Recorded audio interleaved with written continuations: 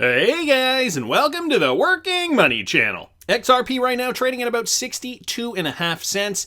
Nothing has really changed with regards to altcoins, nor are we really even seeing much movement for Bitcoin. Bitcoin right now trading at about 33,700, and it's down only 0.45%. Ethereum up a little bit, trading right now just above $2,000. Binance coin up just over 1%. So you guys can see in the crypto market today, a very quiet day, not seeing too much action. XRP and Dogecoin, I've noticed, have been battling out for the number 6 and number 7th spot, respectively. Right now, XRP in number 6 with a market cap of about 28.9 billion. But we're going to see that change, right? We're going to see all these numbers change once the market gets rolling. Market cap right now at about $1.4 trillion, and Bitcoin dominance still hanging on 45%. Not seeing too much movement there. Wrath of Kahneman here bringing up this latest study, guys. This is the Atlas Efficient and Scalable MCP in the Honest Majority Setting study. And what this is, it's about secure multi-party computation in arithmetic circuits. And one of the things that is interesting about this has to do with the hard science. And in this document, as Wrath of Kahneman has noted here, we can see right over here in the acknowledgement section, supported in part by the NSF Award, DARPA CIEV program, a gift from Ripple, a DOE-NETL Award, a JP Morgan Faculty Fellowship, a PNC Center and Finance Services Innovation Award, so on and so forth. So Ripple did indeed donate to this, an interesting find here from the Wrath of Kahneman. And some serious thoughts, guys, some concerns. I know some of you guys may still be questioning Spark FLR. I know a lot of you guys are really excited about this new development in the space. But here's what Jeannie at Reborn13 posted. Thoughts and a serious concern. Would love to hear your thoughts on this. My brain is trying to wrap my head around this. So when Flare goes live and we mint FXRP, we are sending away our XRP to get minted, correct? In a live chat a while ago, they were explaining everything, Patty and others, not your keys anymore. So I think this is the important thing that he wants to point out. I know you can get your XRP back and unmint them unless an error happens, then they will send FLR instead with a bonus to cover a rebuy of XRP with a fee spread. My concern is, what if government makes XRP not for retail permanently? At that point, you cannot get your XRP back. Like, this is how they will get a huge chunk of people out of their bags. And, it's an interesting theory. I'm highly skeptical that this will happen and play out this way just because XRP is open source. Stéphane Hubert here saying XRP remains XRP. Even when they are minted, they are neither converted nor do they disappear. The XRP are basically just saved as a pawn and then mirrored on the Flare network as FXRP. A lot of others responding down here to Stéphane Hubert's tweet, like Lost Minion. 1, XRP native on the XRPL is not saved, stored on the agent's address. Agent can do with XRP what he wants, trade it, sell it, etc. 2, FXRP is in fact wrapped. Wrapped is just such a special way with collateral in other assets. Number 3, you pay fees for wrapping/unwrapping XRP to an agent. Percentage of fees is then decided by voting. And number 4, you can lose XRP in theory during fast dumps like we saw recently. If agents don't send back your XRP, you are then compensated with FLR, but during fast dump, it loses its value. So some people explaining the process of the FLR XRP swap a little bit more clearly here. Stéphane Hubert then saying, if XRP is to fulfill its function as a liquidity provider, then a fundamental sale of XRP only among institutional investors makes a little sense. Otherwise, the function of XRP relies on an open market price, which is what I mentioned earlier, with the exception of sales from the escrow. It's an open source coin, and I think that, essentially what would benefit the XRP ecosystem the most is if more people held XRP, and I think Ripple does understand this, and I don't think it is likely that governments, especially governments around the world, to try to coordinate this massive seizure of XRP globally, I think is very unlikely. Panos down here saying, stop with these delusional and nonsensical theories. I mean, they're just putting it out there. It is interesting to postulate. It's never bad just to get the juices flowing in the brain, especially on a Sunday morning. Rocketman down here saying the notion that a decentralized asset like XRP with supply distributed all around the world would require every central bank in the world to agree that XRP is useless to the retailer. That is not going to happen. So some other people, a lot of people chiming in on this tweet thread, guys. I will link this in the description. If you want to put in your 2 cents, or if you want to read some of these other responses with regards to this potential scenario. Gotta thank Genie at Reborn13 here. And then he followed up with this, guys. Okay, so either you participate in the Flare network and potentially receive money in rewards for doing so, but are you risking your XRP? Or you sit on the sidelines because there are so many ifs, buts, and maybes around the network itself. What side are you on? Are you participating or are you staying away? Well, guys, I will be participating, and it looks as though only 66%, which is still a majority, but 66% of people are saying that, yes, they will be participating, and 33%, so 2/3, 1/3, that's an interesting split. So far, we only have 963 votes here, so I guess a fairly healthy sample here in the XRP community. Interesting to see where people's minds are. So again, I wanted to thank Genie at Reborn13 for posting that. And I mean, guys, this is where the world is headed. Flare networks, decentralized finance, new regulation coming down the pipe throughout the entire world. This one from Michael at Val5Links on Twitter. Paraguayan lawmakers to present Bitcoin bill on July 14th. So it sounds as though that they are, following suit with one of their neighboring countries, El Salvador. Paraguayan Congressman Carlitos Rajala and Senator Fernando Silva Facetti are planning to introduce a Bitcoin bill to Congress on Wednesday, July 14th. So this is next week, guys, underscoring the lawmakers' urgency to formulating a coherent digital asset strategy for their country. I am here to unite Paraguay, Rajala tweeted Friday, adding that he and his fellow lawmakers are planning a mega surprise for Paraguay and the world. Although Rajala didn't specify what the bill would entail, some lawmakers in the country want to follow El Salvador's lead in making Bitcoin legal tender. On June 6th, Rajala informed his more than 50,000 Twitter followers that digital assets would be connected to an important project to innovate Paraguay in front of the world. So, it's not just this narrative of making Bitcoin, making this kind of autonomous cryptocurrency a legal tender. It's more about bringing Paraguay into the 21st century, putting them on the world stage. With regards to this, we don't have too many details about this, but guys, this has been the theme, it seems, for, the latter half of 2020 and certainly the beginning of 2021. And apparently this bill will introduce measures to make Paraguay a leading center for foreign cryptocurrency investors, businesses, and perhaps even Bitcoin miners. Potentially this will include provisions to accept BTC as legal tender. So still very speculative thoughts on this. There isn't anything firm. I guess we will know this coming week, Wednesday, July the 14th. And so, Paraguay is doing this. We have also heard that, the BIS, the IMF, the World Bank, and other organizations are really trying to push CBDCs now more than ever. Another one from Michael at Val5Links here on Twitter. A joint committee of the BIS Innovation Hub and International Monetary Fund and the World Bank has proposed keeping interoperability in mind while designing central bank digital currencies or CBDCs to foster the growth of cross-border payments. So interoperability, we've heard that term many times before. That has been the thing that Ripple has focused on and essentially promoted with their technology and with XRP. Several leading international financial officials want to make sure that CBDCs are interoperable. This BIS Innovation Hub, International Monetary Fund, and the World Bank published a 34-page report Friday with alternative designs for a globally interoperable payment system of CBDCs. We know XRP will be involved in this, but there is a lot more here that governments have to understand with regards to the creation of their own CBDCs, because let's not forget, everybody's got to create a CBDC, and there are already projects happening around the world. Some central banks are already partnered with Ripple and are currently in the process of completing some of these studies, and I'm sure some are already in the process of creating their CBDCs. So, the narrative of 2021, CBDCs, interoperability, perhaps a new world order. We're going to get to that in a second, guys. Some are even suggesting that it is already occurring. I do not lie. Okay, let me move on to this. Softbank's line goes open source to help central banks mint CBDCs. So more along the lines of these CBDCs, I wanted to mention XRP Crypto Wolf posted this. Okay, so CBDCs, now SoftBank-owned Line has gone open source to essentially help central banks do this. Line Plus has released a blockchain for central banks to issue their own digital currencies. It's currently in talks with several Asian central banks, and mass adoption of CBDCs could be around the corner, as we have already mentioned, but the technology used to achieve them is still disputed. So there are still There's still some controversy with regards to some of this technology that is being used. Again, this is a brand new space, and so these governments want to get it right. We've heard it before from U.S. government officials. We know we want to do this. We don't want to rush it along.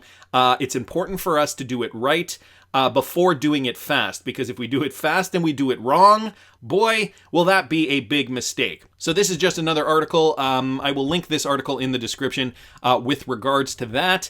If you guys are interested, I thought it was interesting down here. Line Plus is not the first private company to offer a blockchain solution for central banks looking to issue CBDCs. In March, XRP progenitors Ripple announced that they have built a private blockchain for central banks looking to issue their own CBDCs. With more CBDC news every week, there's ample reason to suspect that crypto's early libertarian ideals are giving way to a state-issued and heavily regulated digital economy, something that Bitcoin maximalists hate to hear.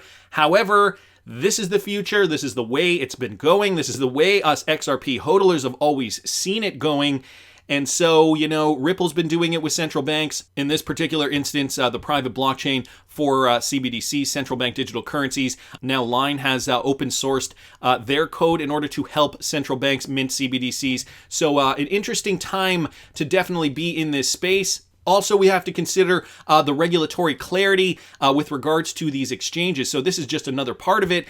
We talked about Binance last week getting a lot of flack and now starting to become banned in certain countries. Well, the FTC received over 700 complaints about Binance in the last 12 months.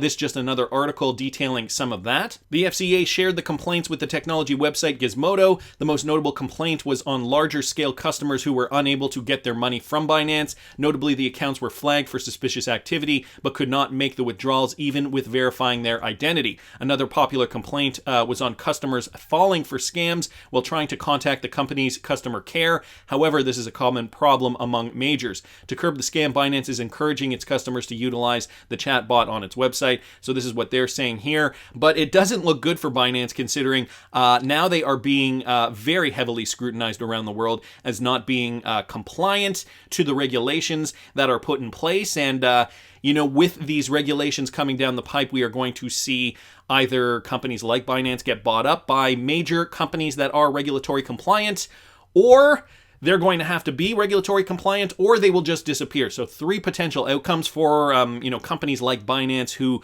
have been kind of floating below the radar for the last several years now. They were founded in 2017, quickly became one of the biggest cryptocurrency exchanges on planet Earth, and now that the Wild West days are over, it's looking like Binance is opening a new chapter, and it depends, depends on a lot of things how this chapter is going to be written. So another one from Michael at Val5 Links, wanted to thank him for posting that. Now, guys, with regards to this New World Order, I got to mention this. This is Christine Lagarde, the president of the ECB.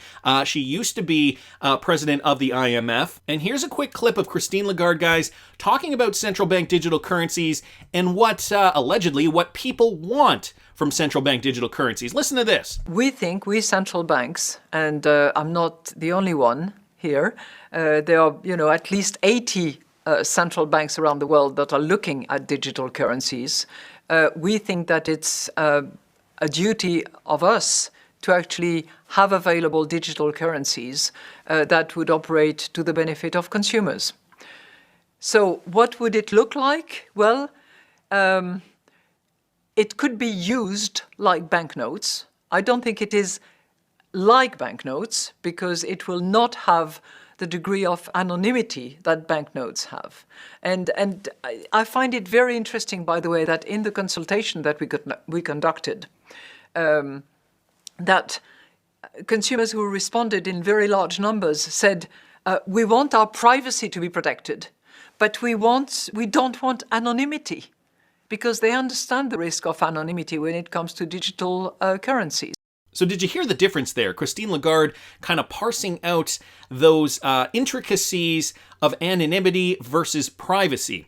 And, that's kind of a brilliant way, really, to push a new world order. Because if you think about it, they are taking away the anonymity of cash. She is saying that, these CBDCs will indeed work kind of like banknotes, but not really, because central banks will know where the money is going. They will know that it left your wallet and that it was transferred to this person over here, and from there it went from there to over here. So there is that. There is the lack of anonymity, but what central banks are telling people, at least to my knowledge, what they're telling citizens is, you will still have the privacy. It's not like we are going to broadcast your transactions all over the world. I mean, we'll know where you've spent your money, but your neighbor, for example, will not. And the interesting thing at the end here that she was talking about with that anonymity, she says, our respondents have said that they don't want anonymous transactions because they know the ramifications if something goes lost or missing or something goes wrong with these digital currency transactions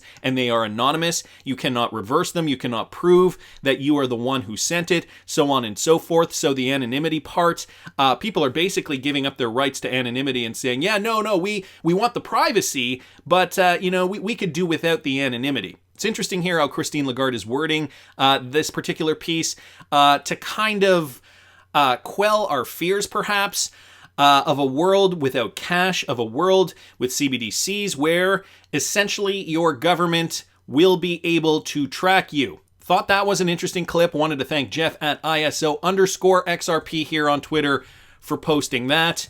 Now, guys, a new world order. We've heard about this, and a lot of us have likely thought that it would come down like a hammer and that we would know when it was here. The world is certainly changing. Of course, we have this pandemic kind of as this backbone, as this backdrop to this new world that we're kind of re-emerging into. Some of us coming out of our houses for months and months and months in lockdown, others already kind of reintegrating into a new world. But, something just doesn't seem the same in a lot of ways. We came out of 2019 into 2020. The first couple of months of 2020 were great. And then March 2020 hit, the economy shut down, people were out of work, people were locked down in their houses. We've been basically doing this for about a year and a half, depending on where you live.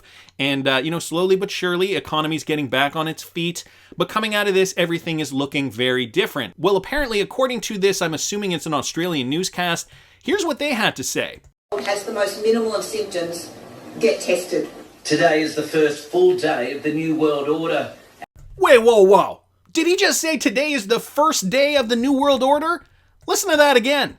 Has the most minimal of symptoms, get tested.